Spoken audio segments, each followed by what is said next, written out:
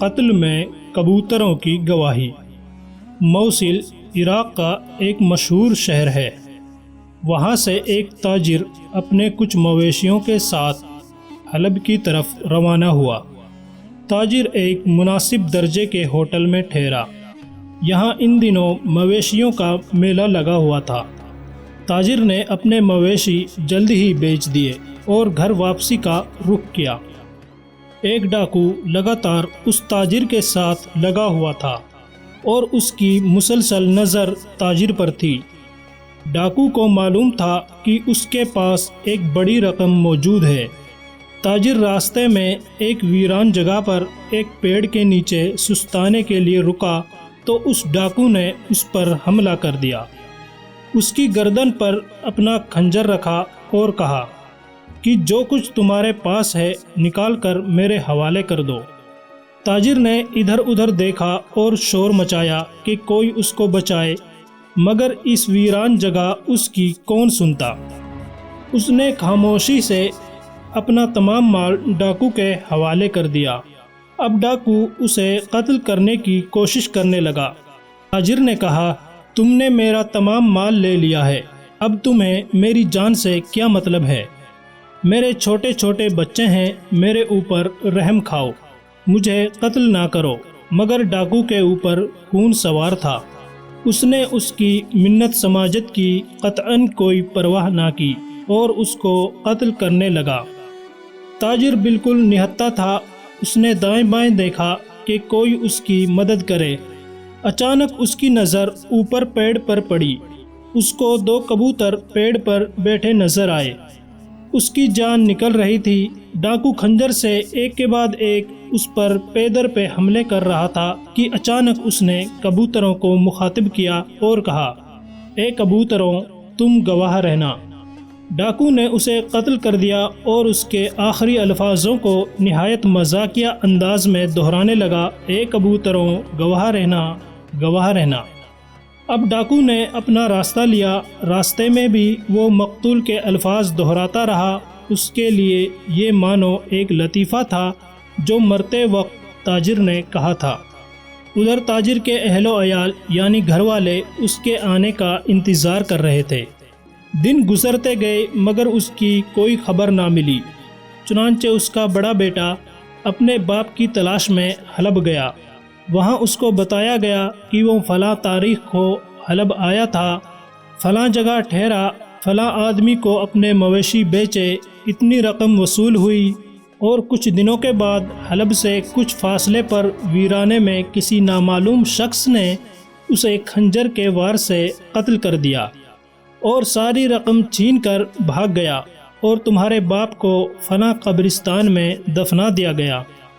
تاجر کا بیٹا حاکم شہر کے پاس گیا، وہاں دہائی دی، پھر قاضی کے پاس گیا اور اپنے باپ کے دوستوں سے ملا کہ کسی طرح قاتل کا پتہ چل سکے۔ اس کی تمام تر کوششوں کے باوجود نتیجہ بالکل زیرو رہا، کیونکہ نہ کوئی موقع واردات کا گواہ تھا اور نہ ہی قاتل نے کوئی نشان چھوڑا تھا۔ وہ مایوس ہو کر واپس موصل آ گیا، وہاں کے حاکم سے ملا اور اس سے مدد کی درخواست کی۔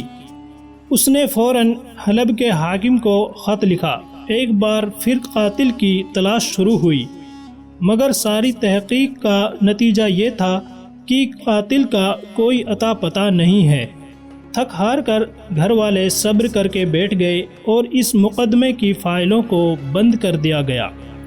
وقت گزرتے دیر نہیں لگتی، کتنے ہی سال بیت گئے، نہ جانے کتنے حاکم اور والی تبدیل ہوئے، کتنے ہی نئے قاضی آئے اور رخصت ہوئے۔ تاجر کے گھر والے اور دوست و احباب بھی اس واقعے کو بھول گئے اور اولاد بھی صبر کر کے بیٹھ گئی، مگر اس قصے کو ایک شخص نہیں بھولا، اور یہ وہ شخص تھا جس نے اس تاجر کو قتل کیا تھا۔ جب بھی وہ کسی کبوتروں کے جوڑے کو دیکھتا تو اسے مقتول یعنی مرے ہوئے آدمی کے الفاظ یاد آ جاتے کہ کبوتروں گواہ رہنا۔ ایک دفعہ اس کے کسی قریبی رشتہ دار کے یہاں تقریب تھی۔ اس کا رشتہ دار بہت بڑا امیر شخص تھا، لہٰذا کھانے میں بہت زیادہ لوگ تھے، جن میں شہر کے بڑے بڑے حکام اور افسران بھی شامل تھے۔ کھانا چنا گیا تو طرح طرح کے کھانے سامنے تھے۔ قاتل نے ایک بڑے طبق سے ڈھکن اٹھایا تو سامنے 2 بڑے کبوتر بھنے ہوئے پڑے تھے۔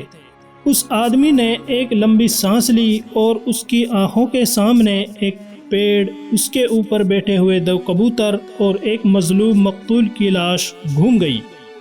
اس کے کانوں میں مقتول کے الفاظ گونج رہے تھے، ایک کبوتروں گواہ رہنا۔ اور پھر اس نے غیر ارادی طور پر ایک زوردار قہقہا لگایا۔ لوگوں نے چونک کر اس کی طرف دیکھا کہ کیا ہوا ہے۔ اب اس نے کبوتروں کی طرف اشارہ کیا اور پھر قہقہا لگایا اور ایک نہ دکھنے والی طاقت نے اس کی زبان کھلوا دی۔ وہ دعوت کو بھول کر لوگوں کو قتل کا واقعہ سنانے لگا۔ واقعے کا ایک ایک حصہ مکمل تفصیل سے سنایا۔ اس کی زبان نے کوئی چیز نہ چھوڑی۔ لوگ حیران ہو کر اس کی داستان سن رہے تھے۔ جیسے ہی اس نے اپنے راز کو افشا کیا تو اسے احساس ہوا کہ میں نے یہ کیا غلطی کر دی۔ برسوں سے جس واقعے کو لوگ بھول چکے تھے اور اس مقدمے کی فائلیں تک بند کر دی گئی تھی، اس نے خود اس کا چرچا کر دیا تھا، مگر اب تیر کمان سے نکل چکا تھا۔ چند گھنٹوں میں پورے حلب میں یہ واقعہ ہر شخص کی زبان پر تھا اور حلب کے حاکم کو بھی اطلاع مل گئی تھی۔ اس نے فوراً اس شخص کو گرفتار کرنے کا حکم دیا۔ پولیس کے سربراہ نے باقاعدہ مقدمہ درج کروایا۔ اس دعوت میں شامل لوگوں کو گواہی کے لیے بلوایا گیا۔ انہوں نے اپنے اپنے بیان دیے۔ مجرم کو بلوا کر گواہوں کے بیانات سامنے رکھے گئے۔ اس کے پاس جرم قبول کرنے کے سوا کوئی چارہ نہ تھا۔ قاضی نے مجرم کو پھانسی کی سزا سنا دی۔ پھانسی سے ایک دن پہلے مجرم سے اس کی بیوی نے الوداعی ملاقات کی اور اس سے پوچھا کہ جب اتنے سالوں سے تمہارے اس جرم پر پردہ پڑا ہوا تھا تو پھر کیسے تم نے اس راز کو فاش کر دیا؟ اس نے جواب دیا، میں نے یہ واقعہ کہیں نہ بتانے کی قسم کھا رکھی تھی، لیکن ایک زبردست طاقت نے میرے اس ارادے کو مجھ سے چھین لیا اور مجھے بات کرنے پر مجبور کر دیا۔ اگلے روز صبح سویرے اس کی پھانسی کے منظر کو دیکھنے کے لیے بے شمار لوگ جمع تھے۔ جب اس کی گردن میں رسی ڈال دی گئی تو اس نے کہا، میری زبان سے الفاظ نہیں نکلے تھے، بلکہ وہ کبوتروں کی زبان سے نکلے تھے جو دعوت کے روز میرے سامنے طبق میں پڑے تھے۔ اب جلاد نے رسی کھینچ دی۔ لوگوں نے ایک مجرم کو برائی کے انجام تک پہنچتے ہوئے دیکھ لیا اور سکھ کا سانس لیا، اور پھر اچانک ہی تمام لوگ بے اختیار اللہ اکبر، الحمدللہ، لا الہ الا اللہ کے کلمات بلند کرنے لگے۔ اس وقت لوگوں نے 2 کبوتروں کو دیکھا جو قاتل کے سر پر بغیر کسی حرکت کے بیٹھے تھے۔ تمام لوگوں نے بیک آواز کہا، ان دونوں کبوتروں نے بھی گواہی دے دی۔ دوستوں، اس مقدمے میں دنیا کی عدالت بلا شبہ عاجز آ گئی۔ وہ قاتل کا سراغ نہ لگا سکی۔ قاتل ایک لمبی مدت تک آزاد رہا، مگر اللہ تعالیٰ کی عدالت قاتل کی گھات میں تھی۔ اس کا راز آخر ظاہر ہو گیا اور مجرم کو بالآخر قانون کی عدالت کے سپرد ہونا پڑا۔ اسے کچھ دیر تو مہلت مل گئی، مگر آخر کب تک؟ اور پھر کبوتروں نے گواہی دے دی اور ایک مظلوم کی پکار کا جواب اسے مل گیا۔ دوستو، ویڈیو اچھی لگی ہو تو لائک ضرور کر دینا اور ایسی ہی ویڈیوز پانے کے لیے چینل کو سبسکرائب کرنا نہ بھولیں۔